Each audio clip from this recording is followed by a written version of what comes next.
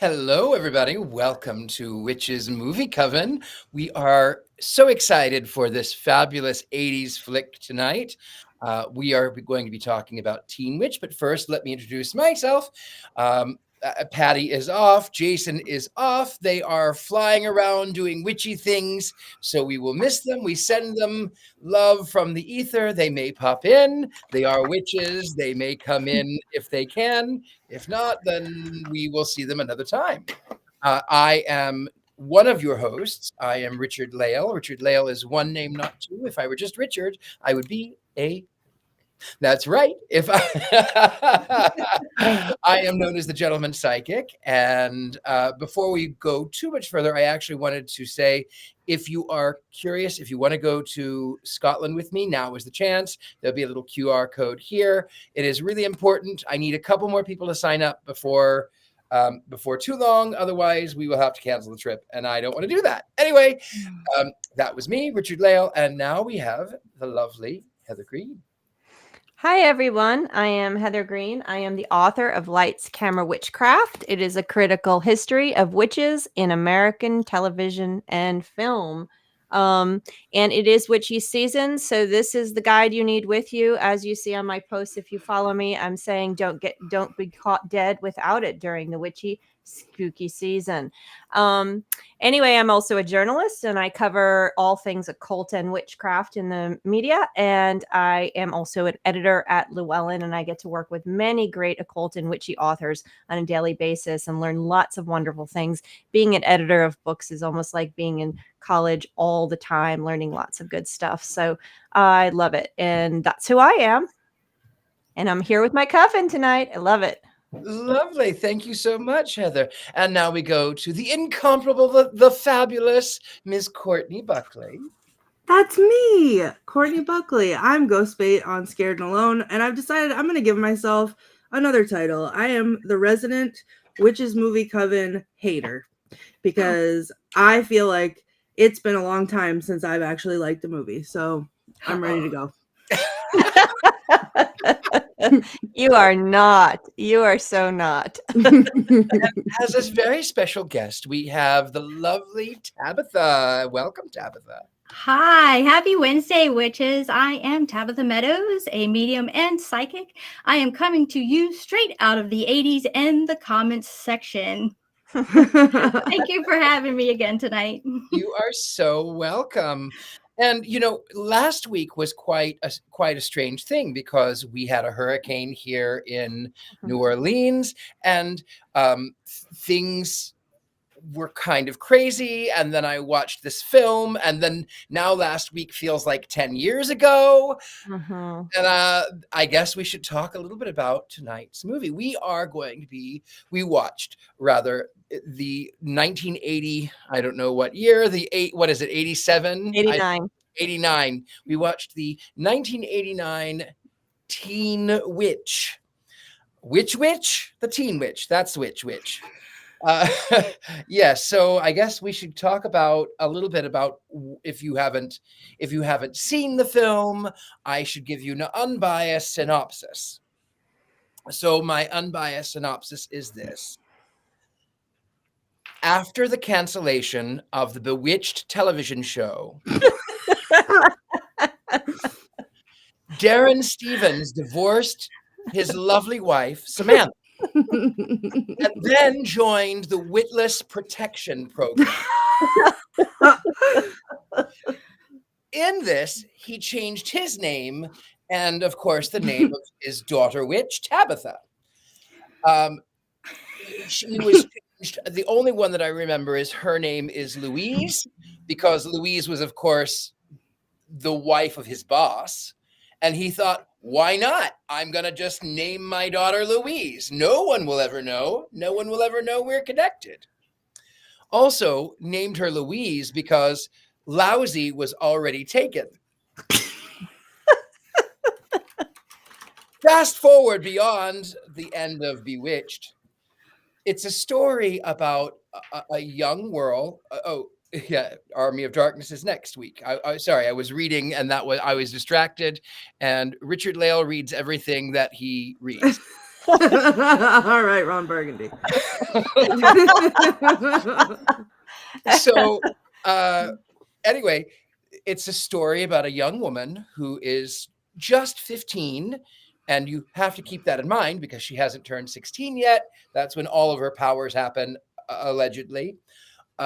She's a girl of 15 who is in love with someone who is definitely, in every stretch of the imagination, a 16-year-old boy who is the captain of the football league, and in no way an adult male in his 20s.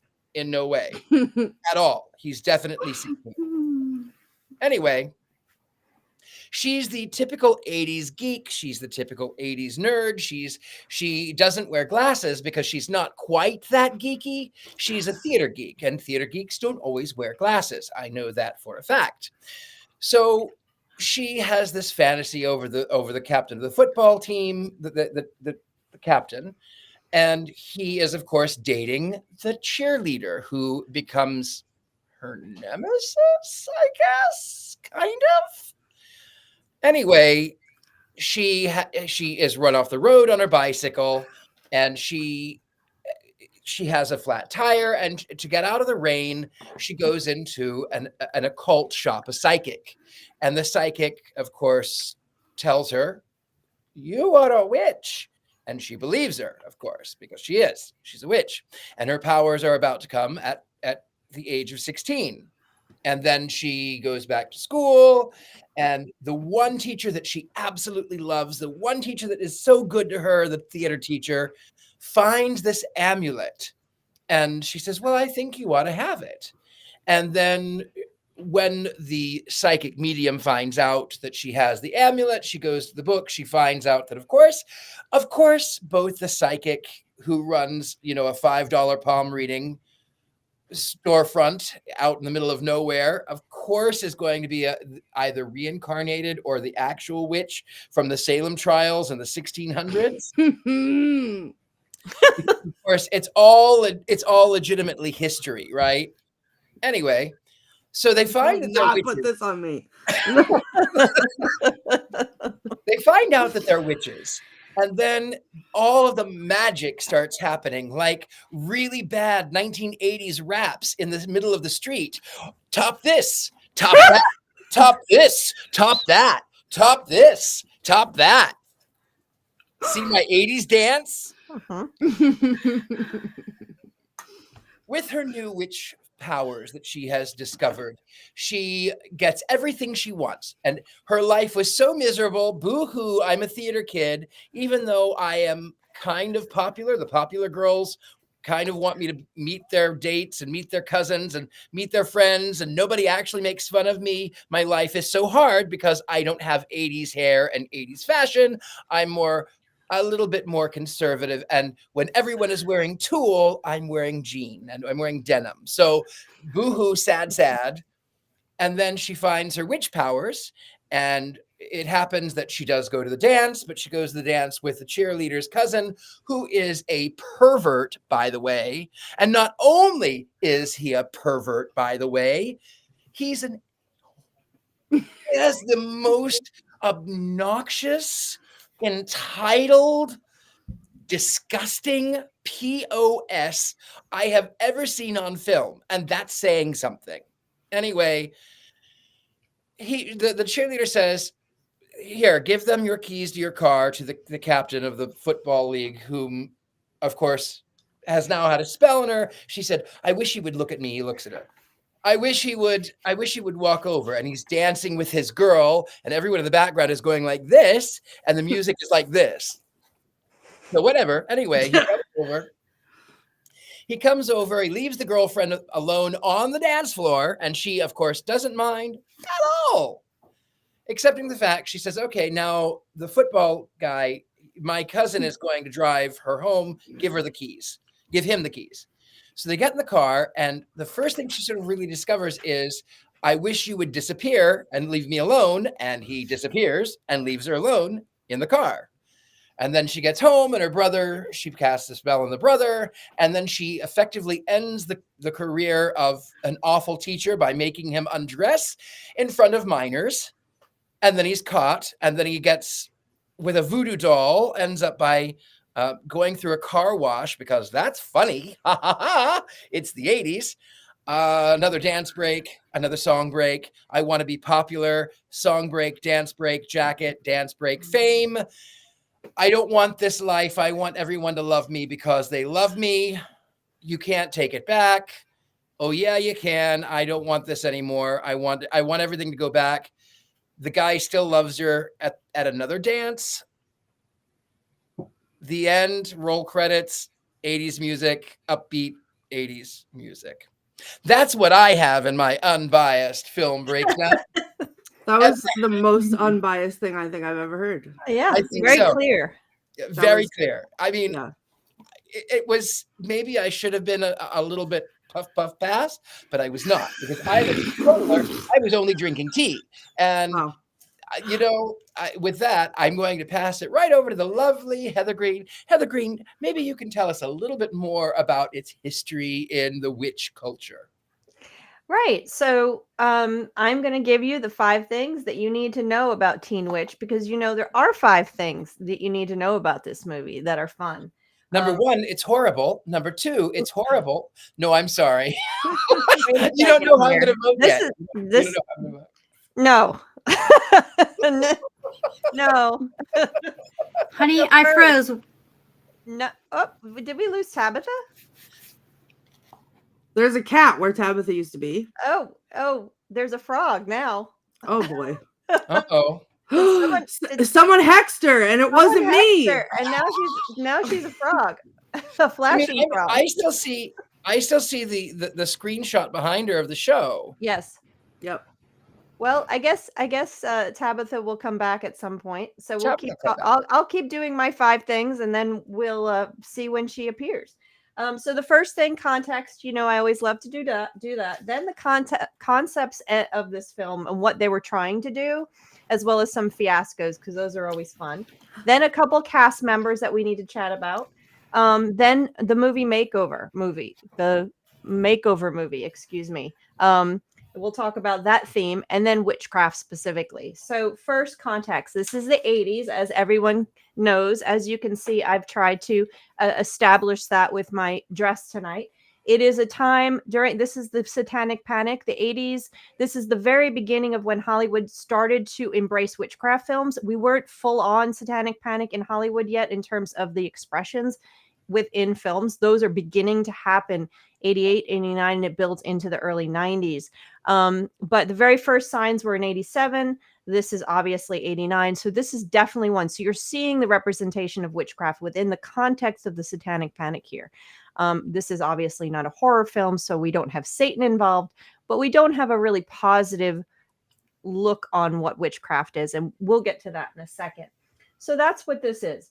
Let's look at, let me talk about now the concept. What were they trying to do here? So there was a really popular movie in 85 called Teen Wolf. Okay. It starred Michael J. Keaton, and and I remember seeing it then, and I remember Michael. Yes, I'm sorry, not Keaton. Michael J. Fox. Sorry, Beetlejuice on the brain. It was popular. I remember seeing it then. And so this person who wrote this wanted to create a movie, was looking to create a script, and said, hey, let's do something like that. And so Teen Witch became a part of that. They wanted to kind of do that. They wanted to make this concept also. They said, well, let's make a movie where love is stronger than magic.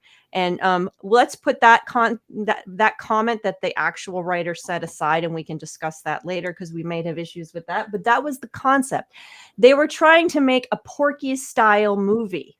So this movie in the original concept was supposed to be an R-rated movie. If you've seen Porky's, you know what I'm talking about. That's an late 70s, early 80s. I don't remember the exact time, maybe 81 time, Porky's summer camp, R-rated teen movie. Okay. They were trying to do that, but that was rejected by the producers. We like the concept. We don't like that part of it. Hey, let's make a musical. Ta-da. And people were like, yes, let's turn Teen Witch into a musical. So that's how this came about. And they hired some musical people. They hired some dancers, and they turned it and spun it into this sort of pulled out most of the Porky stuff, most of that stuff, put in some music, put in those 3 rappers that appear, the dance stuff. They actually wanted Debbie Gibson for the main character. That fell through. It had a very, very low budget. I'm sorry, it had $2.5 million budget, which at the time was on the lower side.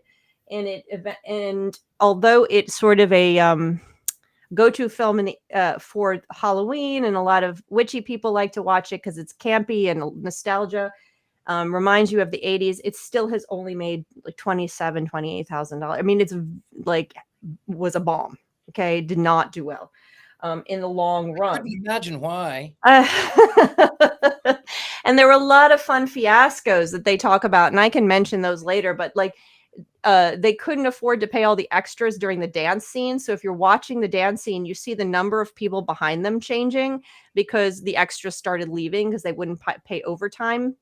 So in some scenes you see like lots and lots of people on the dance floor, and then other scenes you can tell there's like only like maybe like 10, and they're kind of spaced out. So it's kind of, there's a lot of little fiascos like that happen. But here it is, 1989. They got it out. This is their movie. Now let's talk about the cast, because the cast is kind of interesting, and really, I'll mention a few obvious ones. We already heard Dick Sargent's there. He's the dad. That's a nod to Bewitched, which obviously is one of the movie informants of this. So having him in there kind of cued. There's a lot of little, I wouldn't call them Easter eggs, but there's a lot of cues to other films in here that people would, in the 80s, would have noticed. And they would have noticed Dick Sargent and that nod to Teen Witch and having him there, because he obviously was part of Bewitched.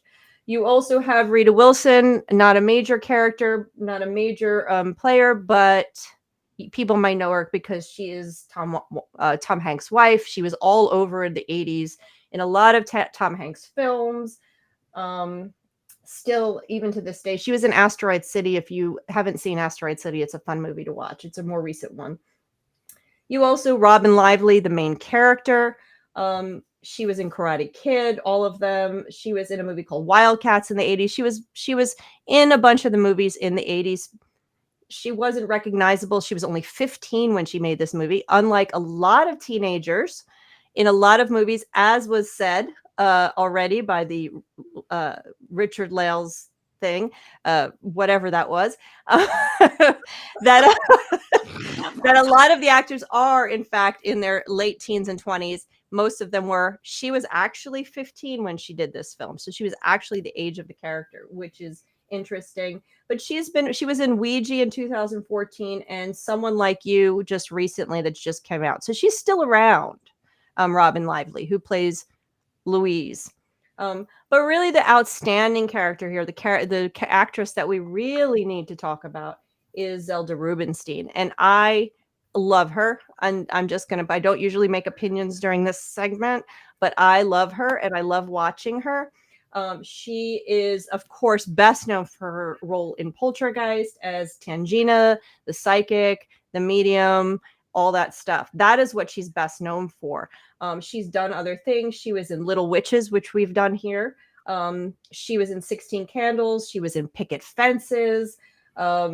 She apparently appeared on Mr. Belvedere. I don't remember that. She also was, her first role, this is funny, her first role was actually as a munchkin in Chevy Chase's movie Under the Rainbow, which is a movie about the filming of The Wizard of Oz. Not really a documentary. This is a Chevy Chase film. Let's be clear about that.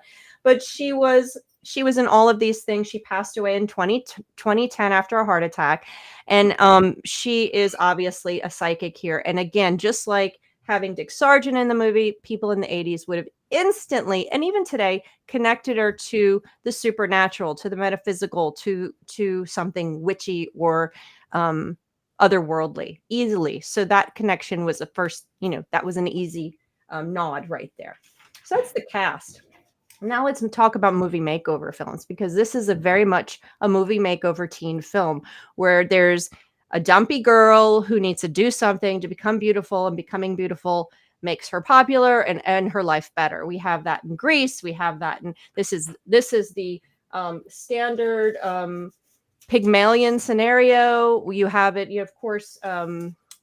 I always like to refer to not the Greek story, but you have Pretty Woman, you have Shaw's play, Pygmalion, and of course, My Fair Lady. You have this idea that the girl has to do something that's dumpy to make herself worthwhile in society and becomes beautiful. This fits into the teen scenario. It fits into not just magical teen movies, but just any teen movies. You see it a lot. Okay, even segments, even things like Mean Girls. More recently, Mean Girls has it. Legally Blonde has it in a different way. Cinderella, Princess Diaries. You see it as pieces in stories or as the full story, like the Pygmalion play. So that's what we're looking at. This is a typical teen movie about a teenager who doesn't fit in, trying to figure out how to fit in. You add in the supernatural element when there's a girl, and all of a sudden you get a witch film, because finding your power is always allegorically linked to witchcraft. Or backwards. Did I say that backwards? Witchcraft is always allegorically linked to a girl finding her power at the age of what? 16. You will get your powers At 16. This element of a girl finding her power at 16 is a fairy tale trope. It's in Sabrina. It's in so many witchcraft films. And that gets me to the last one, which is witchcraft, the representation of witchcraft here.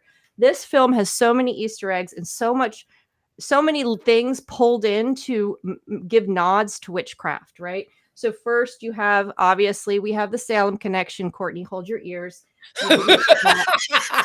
And they don't even say, I don't think they actually say Salem. They just say 1692 and witches sailed the ocean blue or something like that. And when they were reading, they have, of course, you have the poltergeist, you have the bewitched connection, you have all these little things. I'm looking to see if I have any others. So you have all these nods. But what happens here, if you look at this film between Carrie, okay, one of our first really good teenage magical paranormal films from the 70s, where the girl couldn't fit in. She found out at a certain age she had magical powers. Now what does she do with the cheerleaders and all this stuff? That's a different movie with a different ending for the girl who has powers. Then let's fast forward to The Craft. Here's a girls that are finding they have powers in their high school years. What happens there with those girls? Or Sabrina in the 90s. Very, very different. So this rests in between, where you don't have a horror movie where the girl dies because she has power and has realized, and she won't accept a real role. And you don't have the acceptance of the weirdos, and we have power, but as long as we use them, we're going to be okay. Here we have the Bell Book and Candle scenario. I have powers. This is really cool. Let me get what I want. Okay, but now that I got what I want, love is more important. I'm going to get rid of my powers and keep love. This is the Bell Book and Candle conservative. I married a witch. You get powers for a while, have some fun with them, and then if you really want love and a real life, you have to get rid of your powers. That's what we're dealing with here. That's the theme of witchcraft here in the 80s. And that's the satanic panic bleeding into it. You can't keep magic. It's fun for a while. Ha, ha, ha. Magic. Ha, ha, ha. Made me look pretty.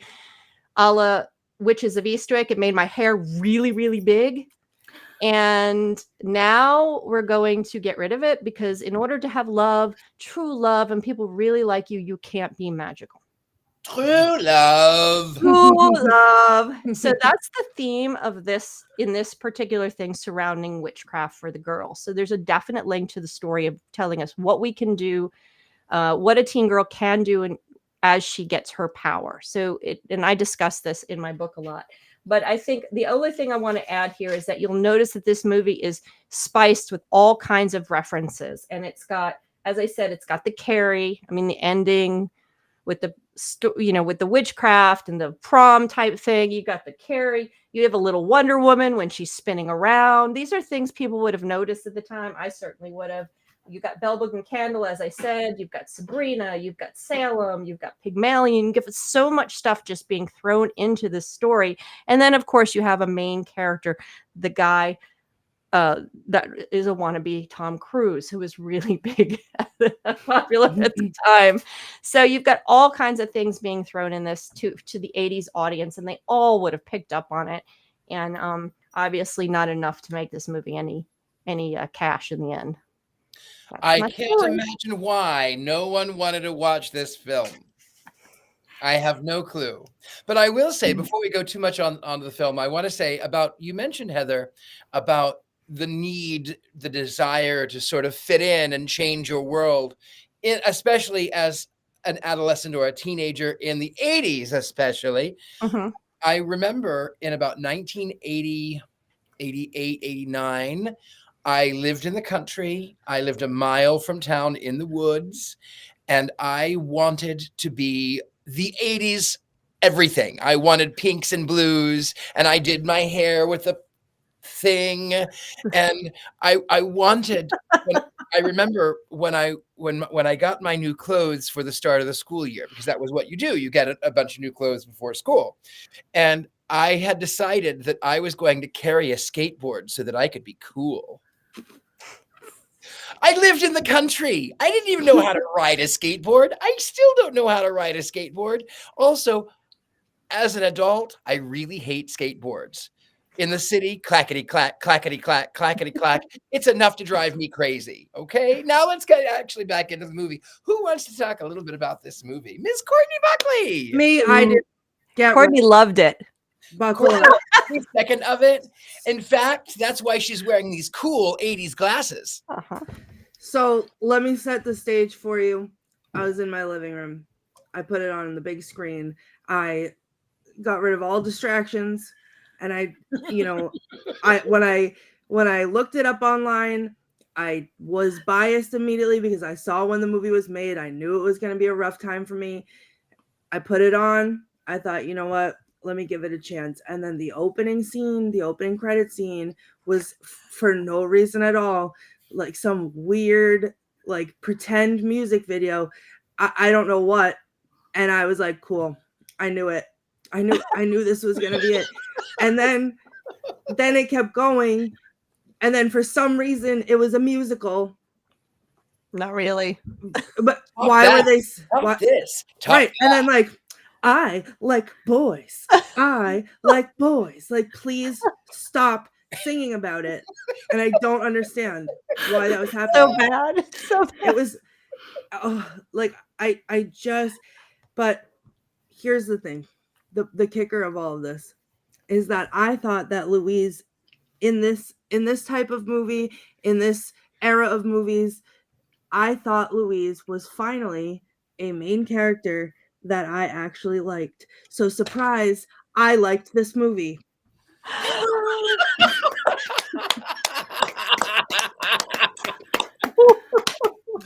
Even though it was stupid and terrible, I don't care. I may have been made in the 80s, but I grew up in the 90s. She's All That had a chokehold on me.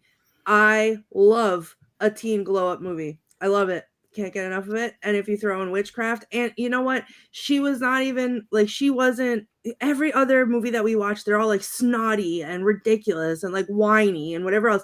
She seemed like a nice girl, and she was real, and it was like, whatever. And the fact that she was like, wow, I have magic powers, and then did not pass go, did not collect $200, went directly to a voodoo doll. I was like, girl, I hear you.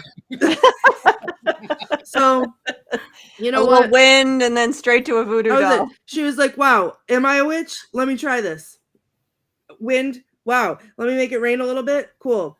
Voodoo doll immediately. Like, let me attack my enemies in the morning because I cannot wait. So I like that. I liked her, and I liked this movie. I enjoyed it a lot. And you especially loved the music. That Top was this. Top that. Top this. We like boys. We like boys. honestly, the first rap battle, whatever was happening, I was like, this isn't real. Like this, I'm hallucinating this. But then when that character, that crazy man character and his like two little cronies on either side of him, when everything that they said became that. Like they were just so funky and like whatever. You know what? I got into it. I liked it. I liked that part. Courtney, I saw where that part was actually an afterthought. It wasn't in the original movie. After the movie was completed, they put it in. And one of the people associated with the movie also made up the words for the supposed the rap battle. And that was around the time when rap was getting really popular. So I think they threw that in to try and help the movie. I'm going to make it my ringtone. To really get that urban vote. I like boys. You're not going to make that your ringtone? No, because if you can't tell by my sunglasses, like everybody, so that feels disingenuous. But the rap battle can be my ringtone. Because I'm funky. That's I get down with the street battles in the middle of nowhere. So it was a very strange street battle, but you know what I think got me was the supposed celebrity that clearly only the people in this town have ever heard of. Mm-hmm. And she's going to give me my jacket, give me her jacket, and I want to be just like her. Well, you have to get an article of her clothing. Like she goes on the stage and without even questioning, like, oh, I know you, everything is great, let me give you my jacket. I thought, because magic or I don't know, crazy pills. Nope, it was magic. She was such a powerful witch. Because you know why? Because she, like me, went directly to the hex. It just feeds and fuels the power. That's why I have to be careful what I say out loud, because I accidentally make things happen. Because I hex, and not tonight. I know everybody's shocked in the comments, but not tonight. Speaking is spelling. They say that she said when she was reading the book, you have to be careful what you say. You have to phrase your spells properly. At least they got that right. Mm-hmm. Mm-hmm.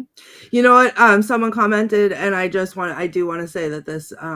Let me see if I can find. Oh, Mary Jane King said, and they had a photo album of the witches from 1692.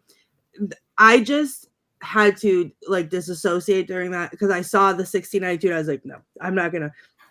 I'm gonna let this ruin this for me. Because meanwhile, the earliest photograph is 1849. Mm-hmm.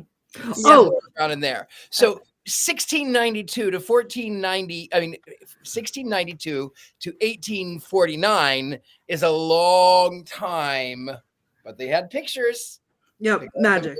It was a magic book. They probably got them later. I don't know what, but either way, the yearbook of witches was. I would like one. Their Latin was a little lacking as well. Everything was just something ended in And I think the best spell on there was from the brother, from the I am rubber and you are glue spell. I still say that. I love I love what was her name in this? Hold on a second. I can't remember what she was called in this one. Zelda's character, Madame Serena.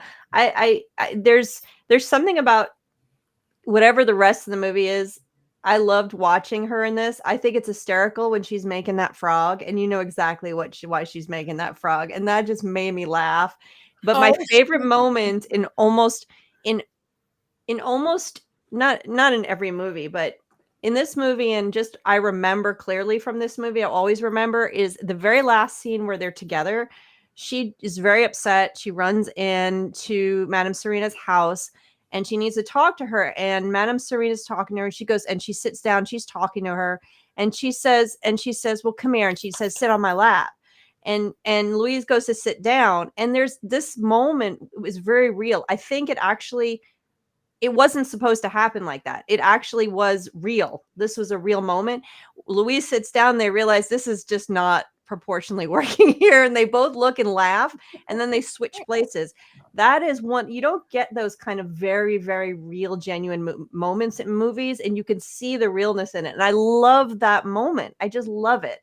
And watching her and some of the stuff, it's not the performance of Poltergeist, which is a brilliant performance, but she's just so delightful to watch. And she does this, and supposedly she was actually really psychic, although she was not a practicing psychic and medium, although some people have claimed she was.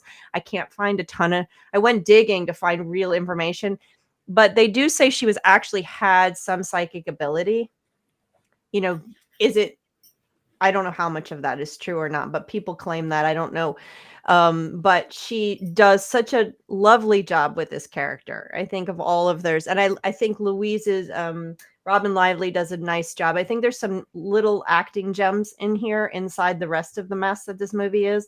But there is, I just love that moment. I love that moment.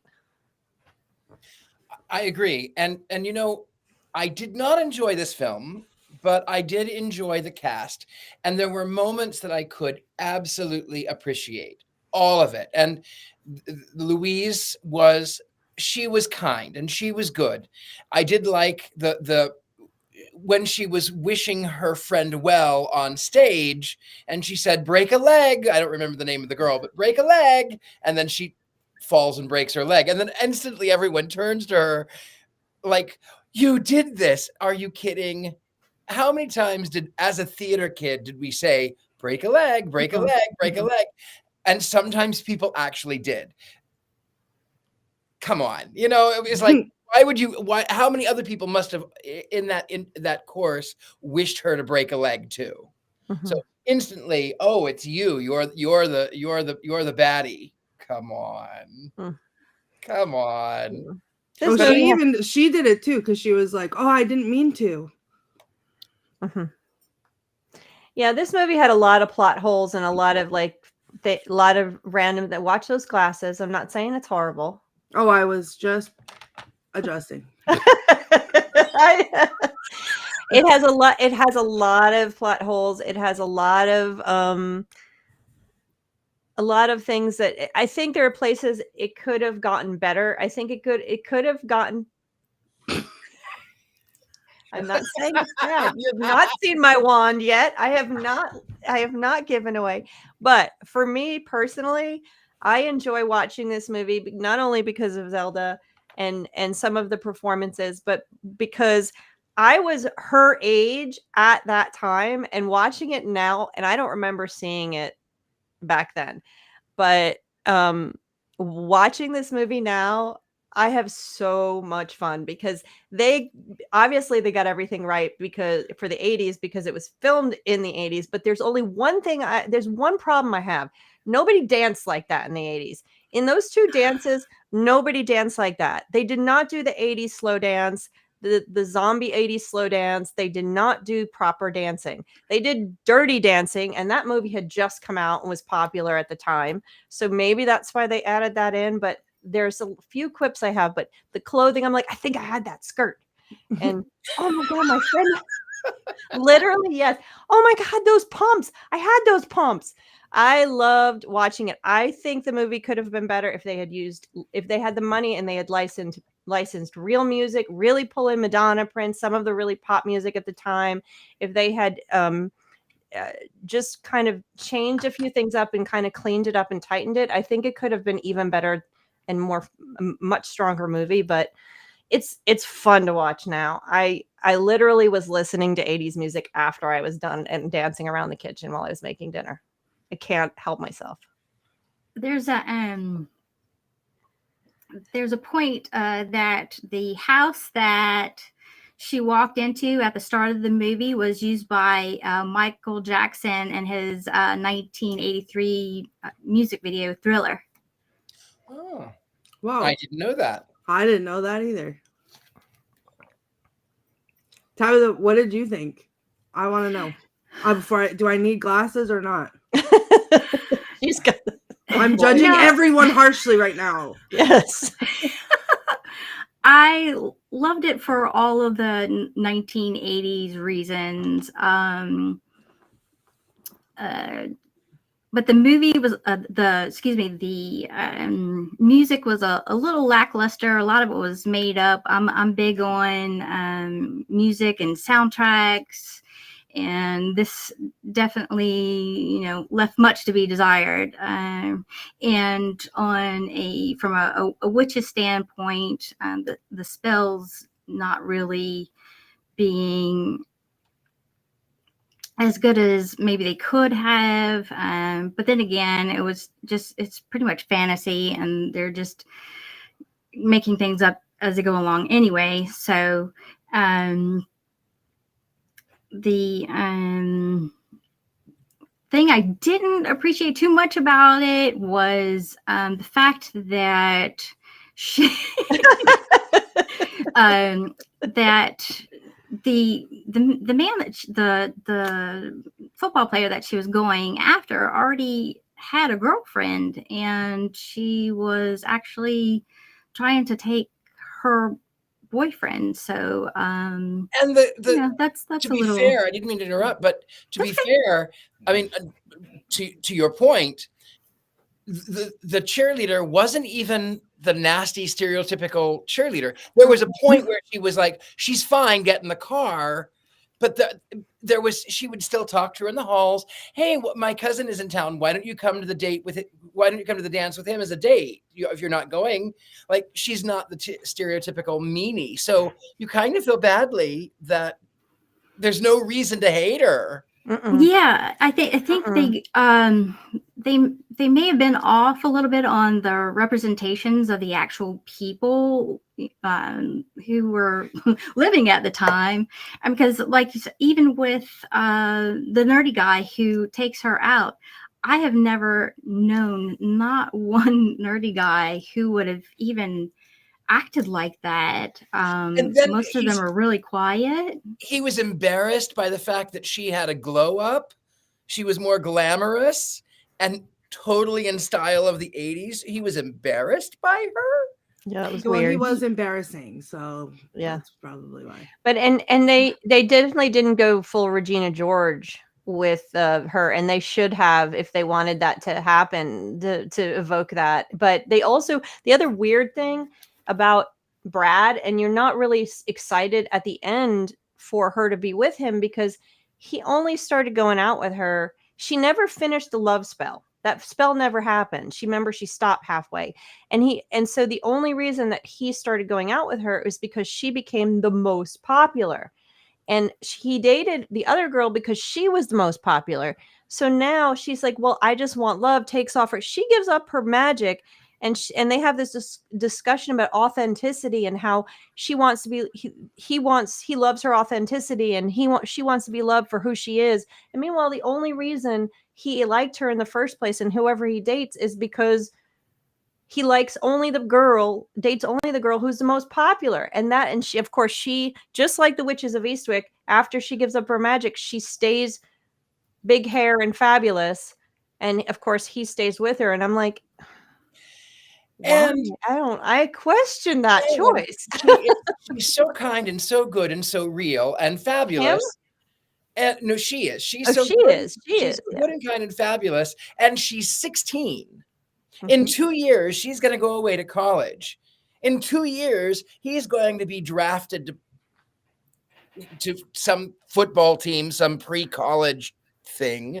And then, of course, he's going to go to another state and date the most popular girl. Yeah. We have questions about Brad. Listen, they were both there for a good time, not a long time. And I was there for an hour and 40 minutes, and that was it. And then I left. Like, that was well, if can you imagine if these are real people and this is a real town and this is really where it is? So they go off to college, and then now all of his best years are behind him.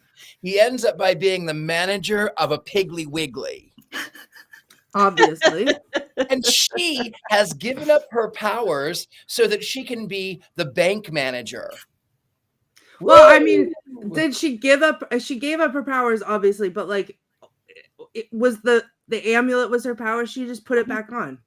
Okay, like, I don't know. She gave it to Zelda to Madame Serena. No, because they're not besties. They're not magical besties. She can't give it back. She won't give it back. Are you? She helped each other. All right. I'm leaving these glasses on. All of you are taking over my role here as movie hater, and I don't like it. And now Now everyone gets what they wanted, and you're all getting hexed because Good. you didn't like the movie. Where's your hex go? I did not. I have not voted yet. It just felt like they were just trying to keep women where they were at the time, at home and having children. You can't be magical. You just have to do what I want you to do. Someone read my book. Do you have quotes, Courtney? Okay, so I actually do not, because I was so enthralled in the movie that I forgot to write anything down. And then when I looked it up online, there was none to choose from online, or no good ones. But in lieu of a quote, I have something else that everyone has been waiting for, which is this box. Now, this box mysteriously arrived on my doorstep, and I thought to myself, oops, did I, in the middle of the night, order books and not remember it? And I was scared. So I did peek inside it so I would have an idea. And then as soon as I saw what it was, I was like, oh, and then I stopped so I could open it all for you, for everyone in the chat, so that everyone can know what is in this box. And everyone's been waiting for it. So I didn't even open it all the way. This is my I didn't do my homework segment, because I feel like I did this with the Roomba also, but I have a quick quote. I didn't mind it. I do have one quote. It was when she said, and I really liked it, when she said, I've been 16 4 times. And I thought that was funny. All right, ladies and gentlemen, the moment. Oh, no, there's more. The moment that everybody has been waiting for, packaged so gently and with love, is not the imposter, Black Phillip, but the true handsome gentleman has returned with his spooky tie. And his butthole is no more. He does not have a butthole anymore. And somewhere in here, he has a heart. The Roomba did not order it. Heather Green repaired him and then sent him to me. And there he is. And the imposter is back there feeling jealous. And I don't care. Oh, that was. He misses you. I love him very much, and I can feel all his love. And they're friends. Look at his eyeballs. He's like, oh, my friend. And then there's the imposter lurking in the background. It is lurking in the background.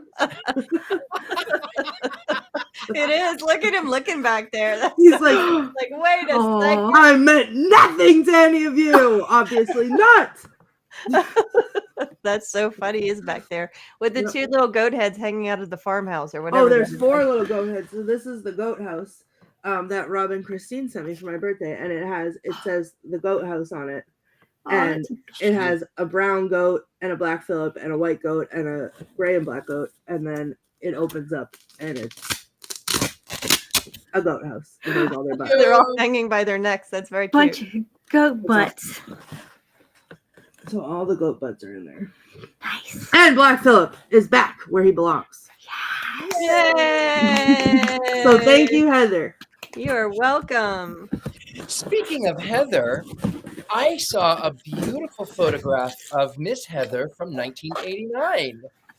I think, can we share those pictures? Oh. Oh, that one. Okay. I like the other. I like this one, but I like the other one. I liked the other one. That's not me. This was me. This was me in about 1983. That's so funny. You're so cute. That was me in 1987. Do we have any other ones? I don't know. Mine's cute. Yours is cute. The one that he showed, they had up. I was on the subway heading to the village. It was that one right there. You can see them, and I'm actually in the subway car. And this is an Instagram photo, circa 1989. We were pretending we were modeling on the subway as we were riding down to downtown to the village on whichever train it was that we were on. So, and as obviously it was winter. So, and I've got my Debbie Gibson hat on and my 80s curls. Beautiful. Just beautiful. I would like to see the other one that was, if we can find it. What I don't my know. senior picture? I sent my senior I want. picture. Ah, Here it is. that's It's me. Courtney. That was. Courtney in the I 80s. think. I think that was sometime in the 80s.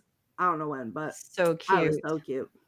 Oh, She had 80s hair, but 80s hair for a 1-year-old, 2-year-old.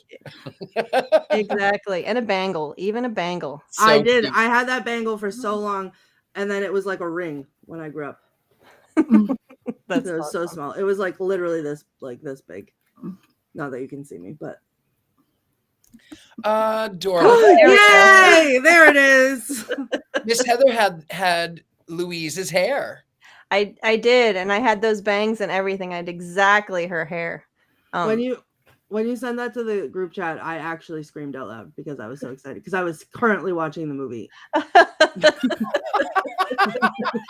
And if they had for the movie, there's another picture from that segment where the bangs are down. For some reason, for that particular picture, my bangs like flipped up so you can't see them, but I have exactly her bangs. Exactly. So that's great 80s hair. Great. Yeah. You looked like you were high on Aquanet. I didn't actually use Aquanet, but yes, we probably from the school bathrooms. That and the deodorant in the school bathrooms. Oh my goodness. A contact high. Most certainly. You know, my sister was 5 years older than I was, so she did the full, but she did she didn't do the fringe. She did the wings on the side. Wings? Like Yeah. that one. So that was my sister, and then of course she would wear her boots and her blue jean skirts, and she drove a truck, and she was so pretty. And then I felt like when I was riding in the same truck with my sister, oh well, people think she's pretty and cool, and that means that I'm pretty and cool too. Guilt by association. And my sister was very pretty, but she wasn't cool. She was not one of the. She was never one of the in crowd. She didn't want to be. It was by design. Actually, a funny story. Not so funny, considering, but funny looking back. She was runner-up for Miss Teen Missouri way back in about 1989, and she would have won, excepting for the fact that the judges came in and were acting inappropriately, and she said, "Don't you touch me." And she went out on stage and she went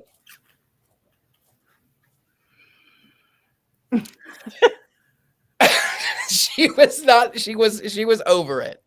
So with that, we only have a few minutes left.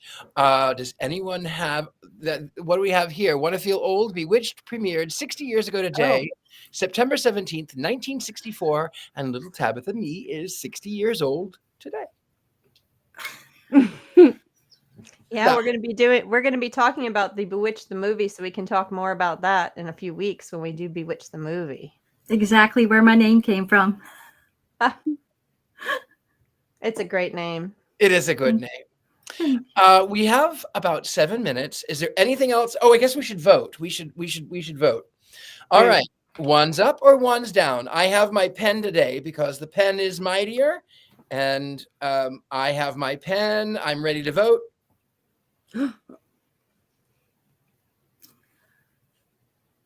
We have one's up, one's at a slight angle, and mine is nowhere to be seen. I have fun watching this movie, even though it's terrible. So I have to give it a one's up just because I just always have fun watching it. Yeah, it's not a good movie. No, it's a terrible movie. It's an enjoyable, fun watch. Not every movie that's fun is a good movie, as we know. Well, those are my favorites. The cast though, was great. The cast was good. Rubinstein was her name. Yes, Zelda Rubinstein. Zelda, great. Darren Stevens, number 2, great. Louise, great. I would just like everybody who does not have a wands up, and I will not name names, but I would just like you to know that imposter Black Phillip is also looking at you from the sidelines, and not just me and real Black Phillip. But that's disapproving look from the background is for all of you. And you can read Colin's notes here. He Oh, is good. Colin wands up because he's afraid of being hexed. Yep. Tabitha, Black what Phillip did you is think not looking at Colin. I mean, imposter Black of the film, Phillip. Tabitha? Excuse me. What did you think of the film? I liked it. I give it a wands up. Good. Well, There you go. nobody's perfect. Richard Lale. I mean, I give it a wands down for the soundtrack, but Oh, you yeah. know, it's an '80s movie, and Oh, you mean I because you certainly can't top appreciate this, top that, top this. Oh, well, an 80s movie could have had a good soundtrack. It's just a bad soundtrack, Tabitha. Absolutely, 100%. Yeah. And with the again, I twisted the words on something in the film. The startup dance scene of the "I like boys" for some reason. I kept singing "I like girls." Well, Holy, I'll sing both. Yeah. Then it will be a ringtone. I And keep also, waiting Alicia. for, murder. Alicia, how dare you not be afraid of the imposter Black Phillip? That's all. Yeah, our Next host week. just said, yeah, go ahead, sorry. Oh, I was gonna. You could say it. It's you. You could say it. Oh, it just popped up. Next week is Army of Darkness. I think they Army were of doing this in Darkness. honor of one of our producers' birthdays. I believe Yes. is correct. So Yes, we are. So Army of Darkness next week. You have your assignments. You have your homework. Next week, you're going to watch. We're going to watch Army of Darkness. You need to watch it in between so you know what we are talking about. Let's start. We only have 4 more minutes. Let's reintroduce Tabitha. How can we find you? Thank you for having us here. Thank you for being here. How can they find you? Thank you for having me. I don't have anything coming up. And again, I am a medium and psychic. You can find me on Facebook for private readings. Very good. Ms. Courtney Buckley. That's me. I'm Courtney Buckley, Ghostbait on Scared and Alone. You can find me on all the socials at the Femes, short for Femur, which I will use as a weapon if I have to. And hopefully I survive the imposter back here. And well, that's it. That's all I got He'll going be on. watching you while you sleep. Well, I don't sleep in here, so. Well, he's a goat. They climb. So he's gonna ride the Roomba. Oh God. Yes. Video. Miss Heather Green, what do you have coming up? well, really exciting. Next week, 1 week from tomorrow, I'll be on the show next week, and then I head off to Charlotte, North Carolina, to attend Charles Oz, which is a Wizard of Oz convention. I will be doing book signings. I'm going to be doing a lecture on the witches of the Wizard of Oz and how they've evolved and changed since 1900, since the beginning, and their connections to witchcraft and all kinds of good stuff. So I'll be doing that, and then I will be attending a Halloween event at a local Barnes & Noble here in Atlanta Metro. I'll have more on that coming up. So I will be doing, and who knows what else, just working with my fabulous authors every day. That's what I do. But you can find me on all the socials as well, Heather Green. And heathergreen.net is the website to help to find me and see all my links. Very good. Thank you. And of course, I am Richard Lale. Richard Lale Lillard is who I am. Richard Lale is one name, not two. I am known as the Gentleman Psychic. You can find me at thegentlemanpsychic.com. You can also find me on Scared and Alone. You can find me on the school at universitymagicus.com, where I teach usually every Saturday morning. I teach a little bit of something. And also, don't forget, if you are going to Scotland, if you would like to go to Scotland, click that little link right up here somewhere, right there. We would love to have you. It's going to be 10 days in Scotland. It's a paranormal tour. So we're going to be going to some haunted locations. We're going to be doing some paranormal investigations. We're going to be going to the cemetery. And these are 5-star hotels that we'll be staying. So it's It is a dream of mine, and I would love to have you come along with me. With that, we have just about 20 seconds, and there is but only one thing that we do. One thing that I did not see any of the witches do in this week's film. However, witches are supposed to cackle. And so now, by the power invested in me, by the state of California and the lower 48, I now pronounce us cackle time.